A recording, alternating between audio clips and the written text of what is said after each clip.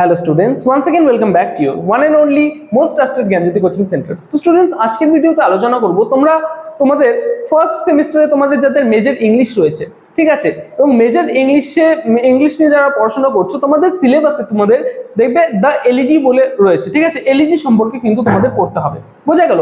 তো আজকের ভিডিওতে আলোচনা করব হোয়াট ইজ অ্যান এলইজি, এই সম্বন্ধে কিন্তু আজকের ভিডিওতে বিস্তারিতভাবে আলোচনা করব। ভিডিওটাকে লাস্ট পর্যন্ত দেখবে, খুবই ইনফরমেটিভ একটা ভিডিও হতে চলেছে। তো স্টুডেন্টস, তোমরা যদি আমাদের সাথে অনলাইনে যুক্ত হতে চাও, অনলাইনে জ্ঞানজ্যোতি কোচিং সেন্টারের পক্ষ থেকে প্রোভাইড করা 100% কমন সাজেশন এবং নোটস পত্রগুলো যদি পেতে চাও, অবশ্যই যোগাযোগ করো জ্ঞানজ্যোতি কোচিং সেন্টারের অফিসিয়াল দুটো হেল্পলাইন নাম্বারে, সেটা হচ্ছে 6295916282 এবং 7076398606 নাম্বার। এই দুটো নাম্বারে তোমরা যোগাযোগ করতে পারো। তোমাদের যেটা টোটাল কোর্স ফি রয়েছে সেটা হচ্ছে তোমাদেরই সাধ্যের মধ্যে নর্থ বেঙ্গলে যারা রয়েছে তাদের কিন্তু শুধুমাত্র 999 রুপিস তোমাদের কোর্স ফি, এবং সিধু কানু বিশ্ব ইউনিভার্সিটির যারা আছে তারা কিন্তু আমাদের এই দুটো নাম্বারে কিন্তু তোমরা যোগাযোগ করতে পারো, তোমাদের কোর্স ফি সম্পর্কে জানিয়ে দেওয়া হবে। এবং কোর্স ফি বাদে অন্যান্য কিছু তোমাদের যদি কোয়ারিজ থাকে, অবভিয়াসলি স্টাডি রিলেটেড যদি কোনো কোয়ারিজ থাকে, অবশ্যই যোগাযোগ করতে পারো আমাদের এই দুটো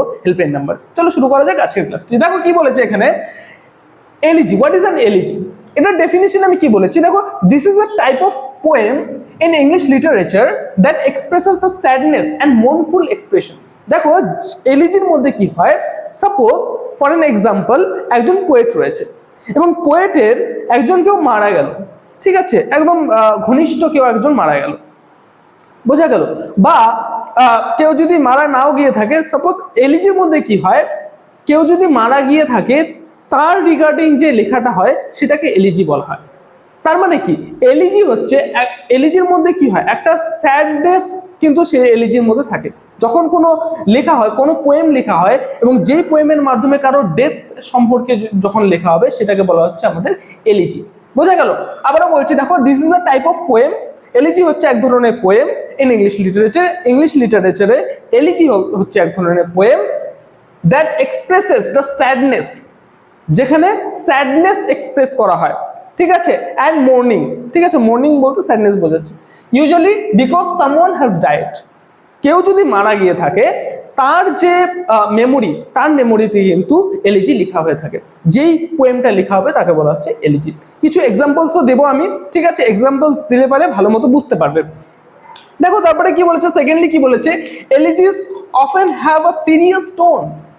অবভিয়াসলি যদি ধরে নাও তোমার কেউ মারা গেল, ঠিক আছে, তুমি একজন পোয়েট, তোমার কেউ মারা গেল, তুমি তার সম্পর্কে তোমার পোয়েমের মধ্যে লিখছো, অবশ্যই সেখানে তো চিয়ারফুল কিছু হবে না, সেখানে অবশ্যই কিছু স্যাডনেস থাকবে, ঠিক আছে, সিরিয়াসনেস থাকবে সেই জায়গায়। তো তাই বলেছে elegies often have a serious tone, সেখানকার যে টোন থাকে সেটা হচ্ছে সিরিয়াস।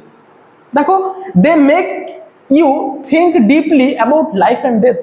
এই এলিজি কিন্তু তোমাদের লাইফ এবং ডেথ সম্পর্কে একটা ধারণা কিন্তু তোমাদের দেয়, ঠিক আছে, ডিপলি তোমাদের ভাবতে বাধ্য করে লাইফ এবং ডেথ সম্পর্কে, বোঝা গেল। তারপরে কি বলেছে দেখো, usually the poet does not follow the meter and rhyme or structure. দেখো আগেকার দিনে কি হতো, আগেকার দিনে যে এলিজিগুলো লেখা হতো, এনশিয়ান যে পোয়েটস গুলো ছিল যারা এলিজিগুলো লিখতো, সেই এলিজিগুলোর মধ্যে কোনো ইউজুয়ালি কোনো মিটার, রাইম অর স্ট্রাকচার থাকতো না। কিন্তু পরবর্তীকালে রোম্যান্টিক এজে, ঠিক আছে, সেই সময়কার যে পোয়েটসরা ছিল, সেই সময়কার পোয়েটসরা কিন্তু এই এলিজির মধ্যে স্ট্রাকচার, কিন্তু স্পেসিফিক স্ট্রাকচার ইউজ করতো। যেমন আমাদের হয়ে গেল এখানে হচ্ছে elegy written in the country churchyard, ঠিক আছে, থমাস গ্রে এখানে কিন্তু স্ট্রাকচার ইউজ করতো, বোঝা গেল। তো এইবার এই ছিল আমাদের এলিজি। তার মানে মোটামোটা ভাবে এলিজি হচ্ছে কারো ডেথ যদি হয়ে থাকে, সেই ডেথ নিয়ে যদি কেউ লিখে সেটাকে বলা হচ্ছে এলিজি। যে পোয়েমগুলো লেখা হবে সেটাকে বলা হচ্ছে এলিজি, বোঝা গেল। দেখো এখানে কি বলেছে, দুটো আমি ফেমাস এলিজির এখানে রেফারেন্স তোমাদের সামনে তুলে ধরবো। দুটো ফেমাস এলিজি হচ্ছে জন মিল্টনের হচ্ছে লিসিডাস, আর হচ্ছে আমাদের এলিজি থমাস গ্রের লেখা elegy written in the country churchyard. ঠিক আছে। এই যে লিসিডাস, এই লিসিডাসের মধ্যে কিন্তু মিল্টন কিন্তু তার যে ফ্রেন্ড এডওয়ার্ড কিং, ঠিক আছে, তার সম্পর্কে কিন্তু তার ডেথ সম্পর্কে কিন্তু মিল্টন লিখেছেন।